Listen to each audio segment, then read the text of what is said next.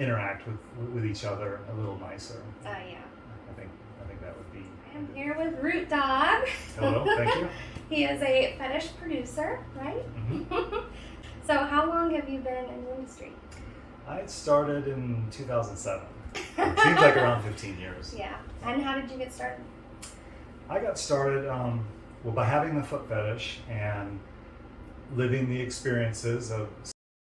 I was out on the West Coast, so I could go to the domination houses, the BDSM houses. Most of the time they don't allow cameras, but I was in a relationship at the time, and she was fine with me worshiping feet as long as she could watch the video and make sure that nothing else happened but foot worship.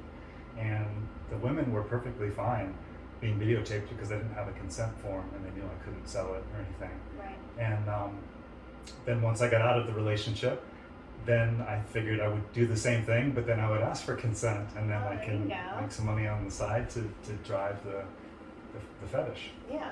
So, what's your favorite thing about the industry? My favorite thing about the industry is creating the product. And if I can go back, yes, of course, the experience was my first thing, but I'm changing, evolving over the years, as I think most people do. And it used to be about the experience. Now it's about creating the product, creating the video, incorporating some acting, and just trying to have more fun with it than just strictly being, pardon the word, creepy or just being like into it, but trying to actually create something that's entertaining and enjoyable for people to watch. Making art, right? I mean, there's that too. So what's your least favorite, if there is one? My least favorite thing about the industry will have to be undesirable people that you have to deal with. Either after you've worked with them, they may become undesirable, or just if you approach them about a shoot, they may be undesirable. But just some people have a different view or feeling on what the industry should be, and I just kind of feel like that's unfortunate because like not all guys are doing the same thing, and not all female models are offering, to model for certain things. So I just kind of feel like if people would interact with each other a little nicer. Yeah. I think that would be a good thing. I think that would be everybody's thing. Would want everybody to be nicer. Do you prefer toes or soles? I think it's a combination of like the ball of the foot and the toes. Mm-hmm. So I just kind of feel like that's a place to be, and you can kind of be trapped in that place and not want to get away from it. So I guess you can't really do that on the heel or like in the arch of the foot. So right. You get that sweet spot in there. I think so. I feel like the toes have a say, like on where you're going or where you're not going. So kind of a control, I guess, thing. Yeah. So do you like them clean or dirty? Again, I'm changing over the years, and when I first started, it was the dirty feet. I kind of feel like that probably came from a submissive part of me. Right. But then over the years, both by being labeled as like the dirty feet guy, which I was like, didn't really want to just be known as that. Right. So it was kind of like the clean feet.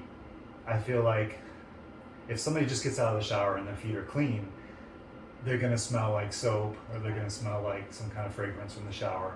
And that wasn't really the thing for me. I guess I kind of wanted that just natural kind of, I almost have to say earthy kind of smell, because when somebody's walking around barefoot, that's what happens. Like they probably get a little dirty, even if they don't look dirty, they probably get a little dirty, and that probably creates more of the scent that I would be prone to. So not super stinky, but not... Yeah, kind of middle of the road. Mm-hmm. In fact, a lot of models, I will ask them when I'm booking a shoot, like if you could please not wear shoes and socks to the shoot, or leather heels, something that would create kind of a slight smelly odor, on the that feet. vinegary smell's not for you, or... No, it's not. But with that said, I have done clips with girls before with really smelly feet, and it could go either way. It could be a smell that really makes the clip difficult, and I'm muscling through it, or it could be I kind of feel like I'm supposed to get on board with it and just want more. So yeah, it's a hard sell either way.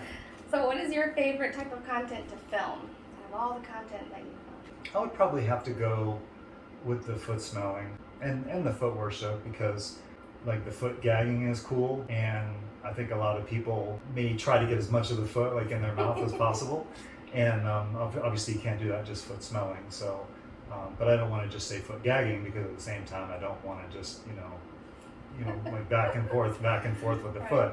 So I'd probably just have to go with foot worship, and that's evolved for me too, because I think it was more about trampling when I first started out, Oh, yeah, trampoline. and that's something we'll have to try for sure. Yes, maybe next time. Mhm. So, where can everybody find you?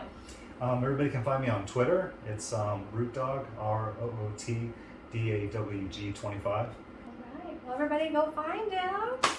Thank you for letting me interview you. And thank you for having me.